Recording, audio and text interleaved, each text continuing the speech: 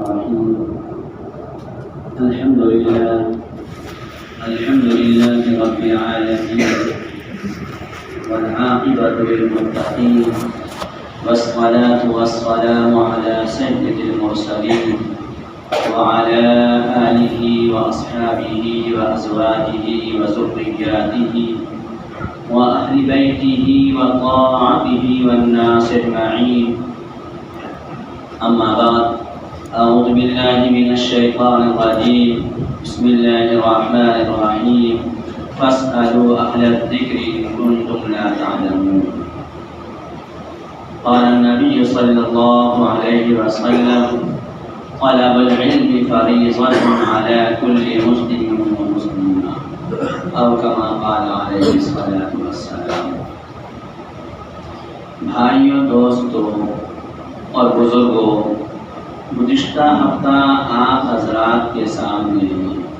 مدارس اسلامیہ پہ آنے والے حالات اور ہم سب کی ذمہ داری کے اعتبار سے بات ہوئی تھی کہ اب ان حالات میں جو حالات ہمارے ملک کے چل رہے ہیں، اپنے نسلوں کے ارتداد سے بچانے کے لیے، اپنے نسلوں کے ایمان کی حفاظت کے لیے، علم دین کی بقا اور تحفظ کے لیے ہماری ذمہ داری اب بڑھ جاتی ہے، چونکہ باطل طاقتیں کل بھی اور آج بھی اپنی تمام کاوشیں، اپنی تمام کوششیں، اپنی تمام طاقتوں کو انہی طرف صرف کر رہا ہے کہ کسی طریقے سے اس ملک ہندوستان کے اندر سے علم کے تحفظ کے ذرائع اور علم کی حفاظت کے جو قلعے ہیں، یعنی مدارس اسلامیہ، ان پہ پابندی عائد کر دی جائے اور علماء کے اندر ایک دہشت پھیل جائے، جس کے لیے اپنے پاور کا استعمال کر کے کبھی بلڈوزر کے ذریعے مدارس کو منہدم کرتا ہے، کبھی ان کے اوپر غلط الزامات لگا کر علماء کرام کو اور مدارس کی ذمہ داروں کو جیل کے سلاخوں میں ڈالتا ہے، کبھی مدرسے کو RSS کا اڈا اور دہشت گردی کے ٹریننگ سینٹر کے نام سے اس کو یاد کرتا ہے اور لوگوں کو باور کرواتا ہے کہ یہ مدارس اسلامیہ دہشت گردی کا اڈا ہے، یا پھر اس کے اندر غلط ملک کے خلاف ٹریننگ دی جاتی ہے. ان باتوں کو اس ملک کے اندر رہنے والے لوگوں کے ذہنوں میں بیٹھاتا ہے اور پھر آئے دن نئے نئے منصوبے اور نئے نئے ہتھ کنڈے استعمال کرتا ہے. جیسا کہ ابھی آپ روزانہ خبروں کے ذریعے دیکھ رہے ہیں، کبھی کسی مدرسے میں SSP اور DSP اور خفیہ ایجنسی کے لوگ پہنچ رہے ہیں اور اس کے تحقیقات کر رہے ہیں. چند دن قبل دارالعلوم کے دیوبند کے اندر دارالعلوم زکریا اور دوسرے مدارس میں پہنچے، اور آپ نے کل کا نیوز پڑھا ہوگا کہ کل دارالعلوم ندوۃ العلماء لکھنؤ کے اندر پہنچے اور چھان بین کیا اور تحقیقات کیے، آمدنی کے ذرائع معلوم کیا، مدارس میں رہنے والے بچوں کی تعداد، یہاں تک کہ بچوں کے قیام گاہ میں SSP اور DSP اور جو خفیہ ایجنسی کے لوگوں نے کمرہ گھس کر دیکھا کہ ان کمروں میں بچے کیا پڑھتے ہیں، کیسے رہتے ہیں، کیا کرتے ہیں، کیا چیزیں ان کے پاس ہیں. ان سب کو تو چھوڑو، ایک کمروں کے اندر چھان بین کیا، وہ جگہ جہاں پہ قال اللہ قال رسول کی تعلیم دی جاتی ہے، جہاں پہ بخاری شریف پڑھایا جاتا ہے، یعنی دارالحدیث، اس کے اندر بھی داخل ہو کر چھان بین کرتا ہے اور معلومات کرتا ہے، سروے کرتا ہے. اور پھر ان سب کے باوجود آپ نے یہ بھی دیکھا کہ طرح طرح کے مان، ابھی آج کے رپورٹ میں آپ نے پڑھا ہوگا اتراکھنڈ کے اور بہار کے لوگوں نے بھی یہ مانگ کیا ہے باضابطہ طور پر حکومت وقت سے کہ میں یہ چاہتا ہوں کہ ہمارے علاقے کے بھی مدارس کے سروے ہونی چاہیے اور ان کے بھی چھان بین ہونی چاہیے، ان کے بھی تحقیقات ہونی چاہیے، جس طریقے سے UP کے ہو رہے ہیں. تو ایسے حالات میں ہماری ذمہ داری ہمیں کیا کہتا ہے؟ ہمیں اسلام جو ہم مذہب کے ماننے والے ہیں ہمیں یہ کیا درس دیتا ہے؟ ہمیں یہ سکھلاتا ہے کہ اے لوگوں، تم اپنے آپ کو اس علم کی بقا کے لیے، اس علم کی تحفظ کے لیے ایک بات ذہن میں اور بیٹھا لینا، اللہ رب العزت کا دین تو قیامت تک کے لیے آیا ہے، یہ کتاب قیامت تک کے لیے آئی ہے، فرمان رسول قیامت تک کے لیے ہے۔ ہم اگر حفاظت کے لیے کمر بستہ نہیں ہوں گے، ہم حفاظت کے لیے آگے نہیں بڑھیں گے تو اللہ ہمارا محتاج نہیں ہے، اسے اٹھا کر کہیں اور دے دے گا اور دوسروں کو تیار کر کے اس کی حفاظت کروا لے گا، ہمارا محتاج اللہ نہیں ہے۔ ہم اگر یہ چاہتے ہیں، میں یہ کہوں کہ اگر ہم یہ چاہتے ہیں کہ اس دیش کے اندر ہم باقی رہیں، ہماری عمارتیں باقی رہیں، ہمارے تخصصات باقی رہیں، ہماری مساجد و مدارس باقی رہیں، ہم یہاں زندہ رہیں اور اس دیش کے اندر میرے رب کا نام گونجتا رہے اور یہاں پہ قال اللہ قال رسول کی تعلیم ہوتی رہے، چونکہ یہ ہماری ضرورت ہے، تو پھر ہمیں آگے ہونا ہوگا، آگے بڑھنا ہوگا، یہ سوچ کر نہیں کہ دین کی حفاظت ہم کر رہے ہیں، یہ سوچ کر کہ ہم اپنی حفاظت کے لیے دین کے سائے میں اپنے آپ کی حفاظت ہو سکتی ہے، اس لیے کہ دین کی حفاظت تو اللہ کہیں بھی کروا لے گا، ہمارے حفاظت کا خطرہ ہے، ہماری حفاظت دین کے تحفظ کے ذریعے ہے، ہماری حفاظت دین کی حفاظت کے ذریعے ہے، ہماری حفاظت دین کے لیے تیار ہونے کے لیے ہے، ہماری حفاظت ان مدارس و مکاتب کے تحفظ کے ذریعے ہے۔ اس لیے ملت کے غیور نوجوانوں، ملت کے سرمایہ دار لوگوں، جن کو اللہ نے کچھ مال دیا ہے، اللہ نے جس کو عقل و شعور دیا ہے، میں نے گزشتہ ہفتہ بھی آپ حضرات سے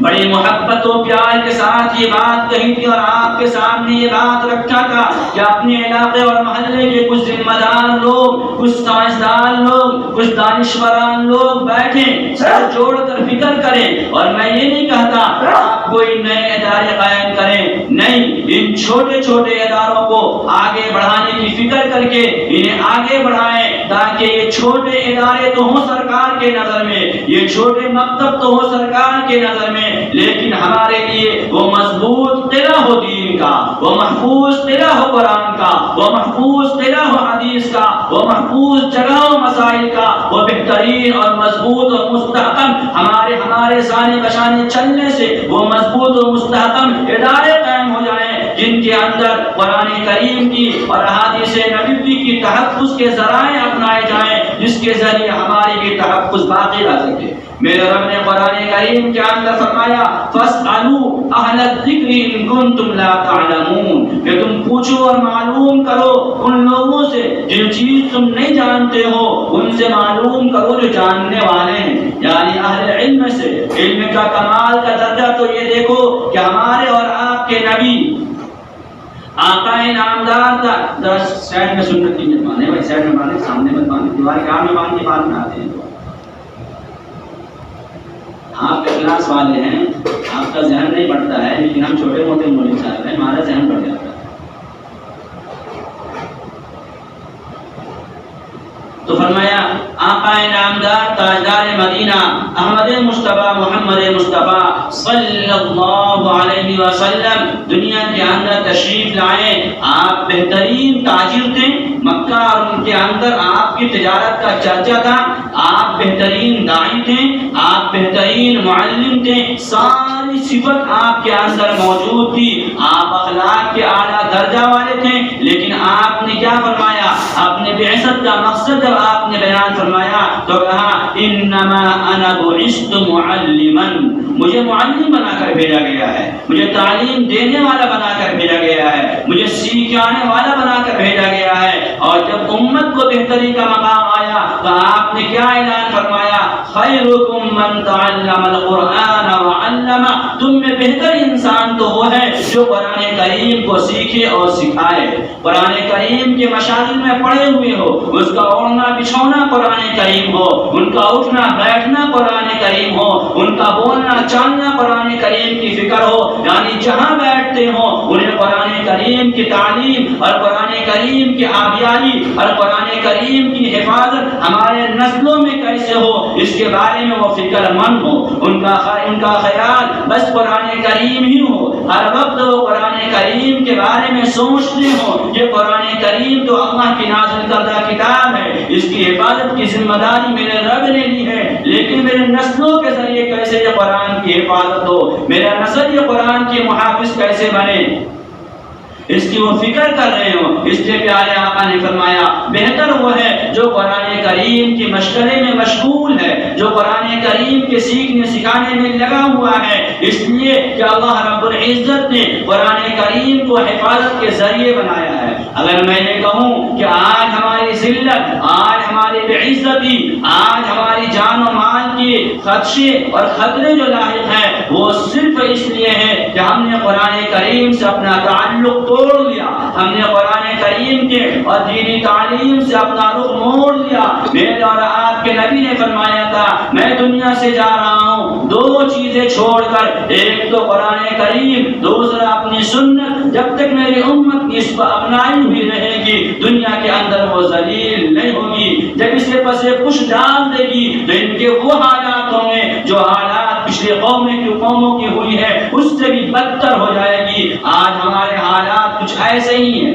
آپ اندازہ کیجئے کہ اگر آپ سروے رپورٹ دیکھیں گے اور سروے رپورٹ کے اعتبار سے آپ معلومات کریں گے تو آپ کو معلوم ہوگا کہ آج ہماری بچیاں یعنی مسلمانوں کی بچیاں جن کا نام فاطمہ اور عائشہ تھا، جن کا نام زینب اور کلثوم تھا، ان ناموں والی بچیاں جن کی تربیت مسلمانوں کے گھروں میں ہوئی ہے، سال بھر میں 100-200 نہیں بلکہ ہزاروں کی تعداد میں ایسی بچیاں اپنے دھرم اور مذہب کو چھوڑ کر غیر مسلموں کے ہاتھوں میں ہاتھ ڈال کر اپنے گھر سے فرار ہو گئی۔ ان سب کی ذمہ دار صرف وہ جانے والی بچیاں نہیں ہیں، ان سب کی ذمہ دار امت کے مسلمانوں کے وہ قوم کے رہبر ہیں جنہوں نے اپنی بچیوں کو دینی تعلیم سے آراستہ کرنے کی فکر نہیں کیا، جنہوں نے اپنے اسلام کی حقیقت کو نہیں بتایا، جن کے دلوں میں اسلام کو پیوست نہیں کیا، جن کے زندگیوں میں اسلام کی وہ نہیں اتارا،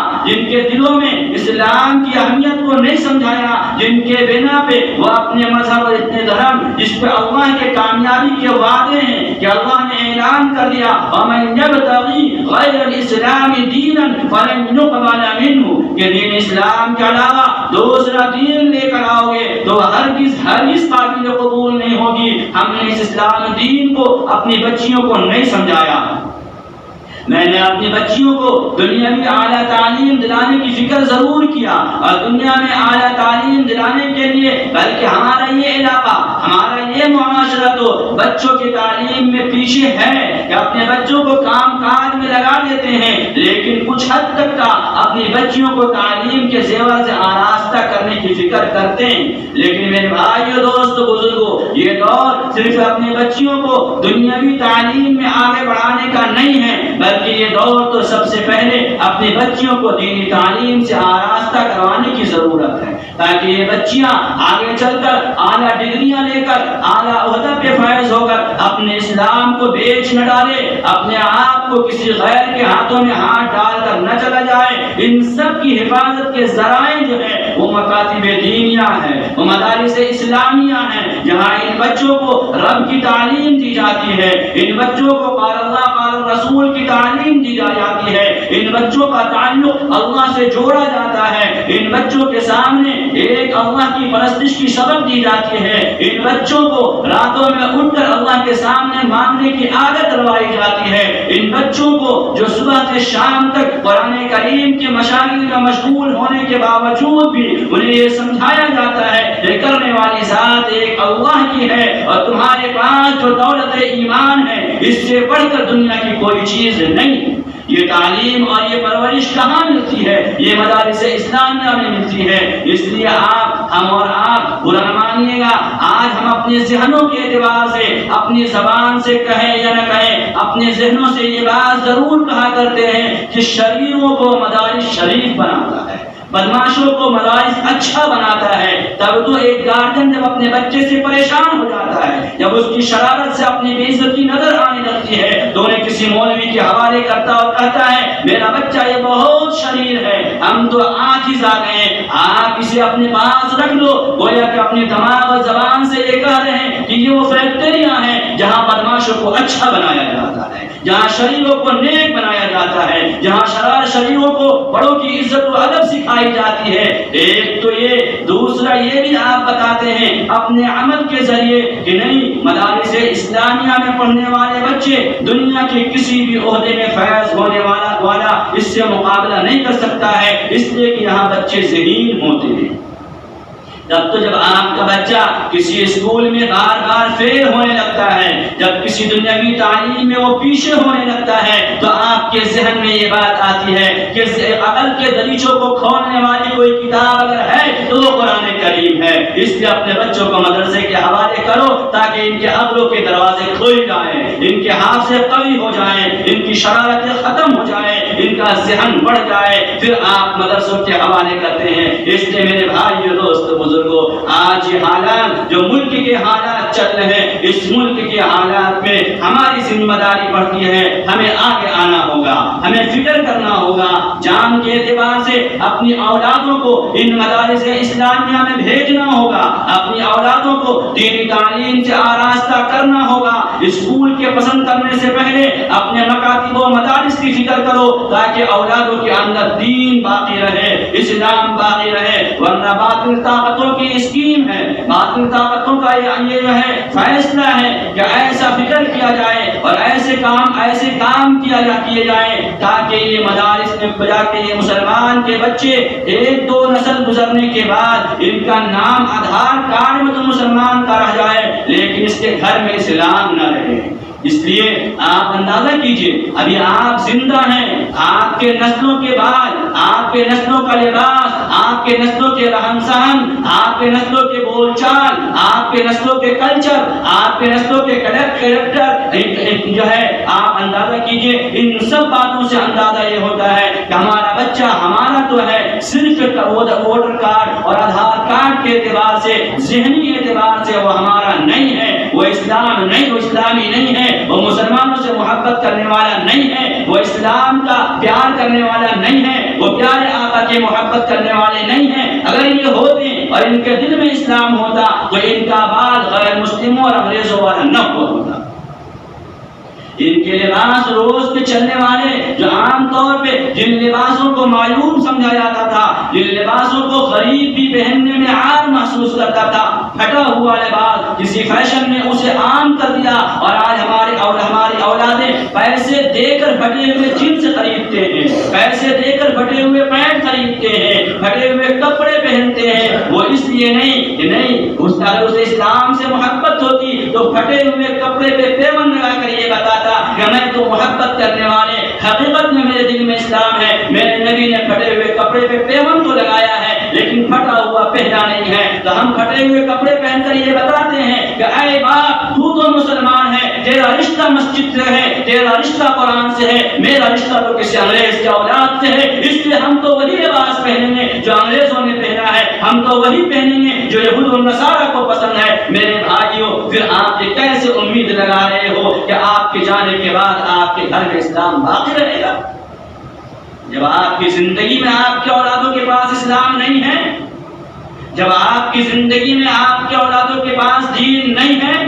آپ کی زندگی میں آپ کی اولادیں غیروں کے طریقے کو اپنا کر فخر محسوس کر رہی، آپ کے ڈانٹ اور مار سے اسے کوئی ڈر واقع نہیں ہے، تو پھر آپ نے یہ کیسے امید لگا لیا کہ ہمارے بعد ہمارا معاشرہ اسلامی معاشرہ ہو جائے گا، ہمارا گھر اسلامی گھر ہو جائے گا؟ یاد رکھو، آدھار کارڈ ووٹر کارڈ کے اعتبار سے ہماری نسل مسلمان باقی رہ جائے گی، حقیقت کے اعتبار سے وہ مسلمان نہ ہوگا۔ اس لیے اگر ہم یہ چاہتے ہیں کہ ان کے دلوں کے اندر اسلام کی عظمت بیٹھے، اگر ہم یہ چاہتے ہیں ان کے دلوں کے اندر اسلام کی محبت بیٹھے، اگر ہم یہ چاہتے ہیں ان کے دلوں میں تعلیم اسلام کی وقت بیٹھے، تو پھر ان کو کسی مکاتب و مدارس کے حوالے کرو اور پھر اپنے آپ کو، میں نے بڑے سخت الفاظ میں گزشتہ ہفتہ بھی کہا تھا کہ ہمارے پاس ایسا نہیں ہے کہ ہم فقیر و کمدار و کلاش ہیں، کہ ہمارے پاس کی وسعت و گنجائش نہیں ہے کہ ہم اپنے علاقے اپنے شہر میں کوئی بڑا ادارہ چلائیں، لیکن محرومی ہے کہ ہمیں اداروں کی اہمیت نہیں ہے، ہمیں مدارس کی وقت نہیں ہے، ہمیں مدارس کا کام سمجھ میں نہیں آتا ہے کہ یہ کیا کرتے ہیں۔ میں کھل کر یہ بات کہنا چاہتا ہوں، دیکھو یہ مدارس کیا کرتے ہیں آپ کو نہیں پتا۔ یہ مدارس ہیں جو آپ کی ایمان کی حفاظت کرتے ہیں، یہ مدارس ہیں جو آپ کے دین کی حفاظت کرتے ہیں، یہ مدارس ہیں جو آپ کے ہاں اسلام کو پیش کرتے ہیں۔ اگر یہ مدارس نہ ہوتے تو آج میں بھی آپ کے سامنے اسلام کے کلمات کو نہ بتا سکتا۔ یہ تو مدارس کے ہی رہن ہیں۔ ہم سوال کرتے ہیں مدارس، مسلمان پوچھتا ہے مدارس سے کیا فائدہ ہے، مدارس کیا دے رہے ہیں؟ مدارس تو آپ کو وہ دے رہا ہے جس سے آپ کی بقا اور آپ باقی ملک ہندوستان میں ہیں۔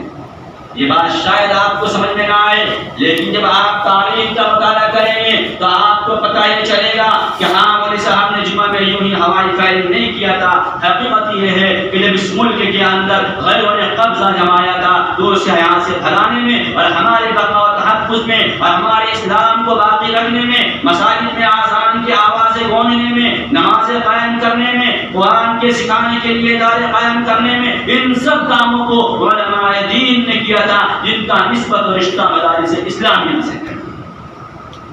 اور پیارے آقا صلی اللہ علیہ وسلم نے علم دین کی سیکھنے کی تعلیم کے حق جو ہے اہتمام کروایا اور اس کی تعلیم کی تاکید کی۔ پیارے آقا صلی اللہ علیہ وسلم کے پاس جب لوگ آتے تو آپ اسے قرآن سکھا دیں، آپ اسے اسلام سکھا دیں، آپ اسے دین سکھا دیں، اس لیے کہ قرآن ہی تو پورا دین ہے، قرآن ہی تو پوری شریعت ہے۔ اما عائشہ رضی اللہ تعالیٰ عنہ سے کسی نے پوچھا، اما یہ بتائیے پیارے آقا کی سیرت کیا ہے؟ تو آپ نے فرمایا تم قرآن نہیں پڑھتے؟ پورا قرآن پیارے آقا کی سیرت ہے۔ اور اسلام نام کس کا ہے؟ پیارے آقا کا پیغام کا۔ اسلام نام کس کا ہے؟ پیارے آقا کا سیرت کا۔ اسلام نام کس کا ہے؟ پیارے آقا کا اسوہ کا۔ اسلام صرف نماز کا نام نہیں ہے، کان کھول کر سن لو، اسلام صرف نماز پڑھنے کو نہیں کہتے ہیں، اسلام صرف روزہ رکھنے کو نہیں کہتے ہیں، یہ ارکان اسلام ہے، یعنی بنیاد اسلام ہے۔ اس کا نام صرف اسلام نہیں ہے۔ جس طریقے سے آپ پیلر کے کھڑے ہو جانے سے مکان نہیں کہیں گے، عمارت نہیں کہیں گے جب تک کہ اس کی دیواریں نہ پڑ جائے، جب تک کہ اس کے چھت نہ پڑ جائے، ٹھیک اسی طریقے سے جب صرف پیلروں سے مکان تیار نہیں ہوتا تو صرف نماز، روزہ، حج، زکات اسلام کے ارکان کو پورا اسلام سمجھ لینے سے اسلام نہیں ہوتا۔ اسلام تو وہ ہے کہ ہمارا کاروبار بھی سچا ہو، ہماری تجارت اور لین دین بھی سچے ہوں، ہم ملازم بھی ہو ایماندار ہوں، اگر کسی سے تعلقات قائم کر رہے ہیں تو ان سے بھی محبت اللہ کے لیے ہو۔ اسلام یہ تعلیم دیتا ہے۔ یہ تعلیم کہاں ملتے ہیں؟ یہ تعلیم مدارس اسلامیہ میں ملتا ہے، جہاں یہ بتایا جاتا ہے والدین کا کیا مقام ہے، جہاں یہ بتایا جاتا ہے کون سی آمدنی حرام ہے اور کون سی آمدنی حلال ہے، جہاں یہ بتایا جاتا ہے کن کا کیا حقوق ہے، جہاں یہ بتایا جاتا ہے کہ لوگوں سے کس طرح ملو، یہ تمام تعلیمات اگر کہیں ملتے ہیں تو مدارس اسلامیہ میں ملتے ہیں۔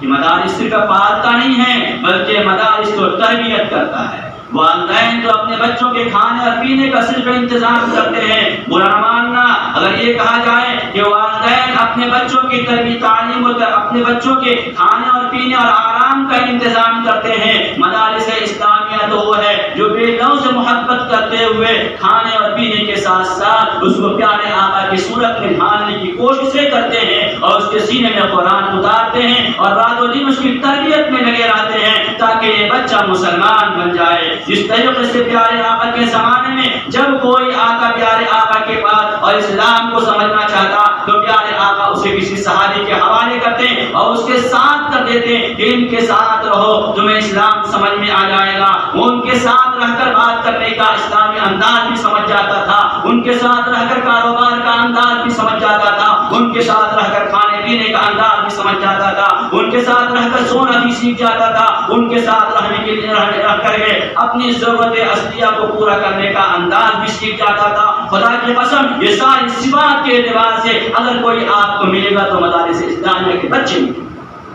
کسی کالج اور یونیورسٹی کے بچے نہیں ملیں گے جن کے حوالے کر کے آپ اسلام کی حفاظت، اسلام کی بقا سمجھ لیں۔ اسلام کی حفاظت و بقا کے ذریعے یہ مدارس اسلامیہ ہے۔ اس لیے اس ملک کے حالات کے اعتبار سے جہاں ہمارے سارے اکابرین پریشان ہیں، راتوں کی نیند اڑی ہوئی ہے، ہر وقت میٹنگیں اور مجلسیں ہو رہی ہیں، بڑی بڑی نشستیں ہو رہی ہے، خاص خاص علماء کو بلا کر مشورے ہو رہے ہیں، وہی ہماری اور آپ کی ذمہ داری ہے کہ ان کے ان فکر میں، ان کے ان سوچوں میں، ان کے ان احساسات میں ہم بھی آگے بڑھیں اور تھوڑے سے احساس کر کے اپنے علاقے اپنے شہر میں بھی یہ فکر کر لیں کہ ہمارا شہر بھی کوئی کنگال شہر نہیں ہے۔ اللہ نے ہمیں بھی وسعت و گنجائش دیا ہے۔ میں تو یہاں تک کہتا ہوں کہ دیکھو مدارس اسلامیہ یہ دین کے جس شعبے کے اعتبار سے مکاتب دینیہ کام کر رہی ہے، یہ ہمارے گھروں کے اندر اسلام کو داخل کر رہی ہے۔ اگر ہم ان مکاتب اسلامی دینیہ اور مدارس اسلامیہ کی اہمیت کو نہ سمجھیں اور ہم یہ سمجھنے لگے کہ نہیں یہ ہمارے مالوں کے تصرف کے بیجا جگہ ہے، تو پھر یاد رکھنا ہمارے نسلوں کے پاس کلمہ اور دین اور نماز بھی نہ ہوگا۔ نماز بھی اسی وقت صحیح ہو سکتی ہے جب قرآن سیکھا ہوا ہو، نماز بھی اسی وقت صحیح ہو سکتی ہے جب مسائل کے جاننے والا ہو، نماز بھی اسی وقت صحیح ہو سکتی ہے۔ اور یہ بات بھی یاد رکھنا مسائل کا جاننا، قرآن کا جاننا یہ صرف امام کے لیے ضروری نہیں ہے بلکہ ہر ایک کے لیے ضروری ہے، چونکہ آپ تو امام کے پیچھے فرض ادا کر رہے ہو، باقی سنت و نوافل تو خود ادا کر رہے ہو۔ اگر آپ کو قرآن پڑھنا نہ آئے گا تو نماز کی نیت باندھ کر کیا پڑھو گے؟ اگر آپ کو مسائل کا علم نہ ہوگا تو پھر آپ کو کیسے پتہ چلے گا کہ ہماری نماز میں کیا کمیاں ہوئی ہیں، ہماری نماز کی وہ کمیاں کیسے دور ہوگی؟ ان چیزوں کو سیکھنے کے لیے اپنے نسلوں میں، اپنے گھروں میں علماء کو پیدا کرو اور ان کے لیے آگے بڑھ کر مدارس اسلامیہ کے شانہ بشانہ چلو اور پھر ان کے آگے بڑھانے کی فکر کرو۔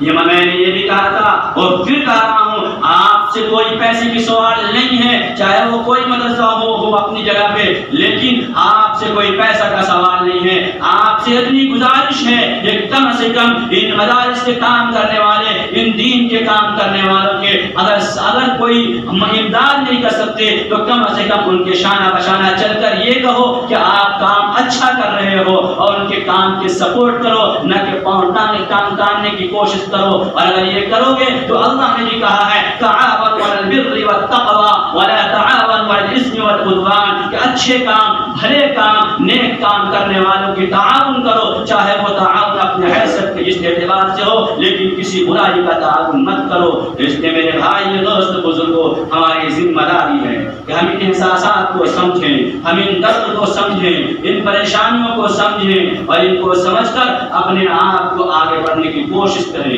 اپنے نسلوں کو دینی ادارے میں لگانے کی کوشش کریں، اپنی بچیوں کو مکاتب دینیہ میں بھیجنے کی فکر کریں، اپنی بچیوں کو دینی تعلیم سے آراستہ کریں، اپنے بچوں کو جس طریقے سے اسکول و کالج پہنچانے کی اور ایڈمیشن کی فکریں کرتے ہیں، اسی طریقے سے مکاتب دینیہ اور مدارس اسلامیہ کی بھی فکر کر کے انہیں علم دین کے زیور سے آراستہ کریں۔ آپ اپنے بچوں کے کالجوں میں ایڈمیشن کے لیے خطیر رقم دیا کرتے ہیں، بڑی بڑی رقم دیا کرتے ہیں، آپ اپنے ان رقموں سے کچھ حصہ اور کچھ احساسات اور کچھ سوچ کے اعتبار سے مدارس اسلامیہ کو آگے بڑھانے کی فکر کریں اور یہ سمجھیں کہ ہمارے بقا و تحفظ کا ذریعہ بظاہر اس ملک کے اندر یہی مدارس اسلامیہ ہیں۔ انہی مدارس اسلامیہ سے ملک کے وطن کرنے والے پیدا ہوتے ہیں، انہی مدارس اسلامیہ سے اپنے جان کو ہتھیلی پر رکھ کر مقابلہ کرنے اور ڈٹنے والے پیدا ہوتے ہیں۔ یہی مدارس اسلامیہ ہے، جب عیسائیت کی آواز اٹھتی ہے اور کوئی عیسائی غریب و محتاج کے پاس پیسے کی لالچ دے کر اسے آگے بڑھاتا ہے، تو یہی مدارس اسلامیہ کا کوئی علماء آگے بڑھ کر اس کی حفاظت کرتا ہے۔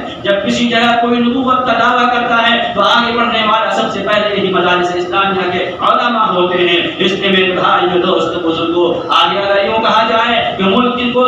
کے اندر بھی جب کوئی ناپاک سازشیں کی جاتی ہے اور اسلام اور مسلمانوں کے خلاف کوئی منصوبہ بندی ہوتی ہے اور ان کے لیے کوئی قانون پاس ہونے والا ہوتا ہے، تو ہمیں اور آپ کو علم بھی نہیں ہوتا کہ کون سے قانون بن رہے ہیں اور کون سا ہمارے لیے نقصان دہ بنے گا۔ یہ اکابر امت ان کو سمجھ کر سب سے پہلے آنکھوں میں آنکھ ڈال کر بات کرتے ہیں اور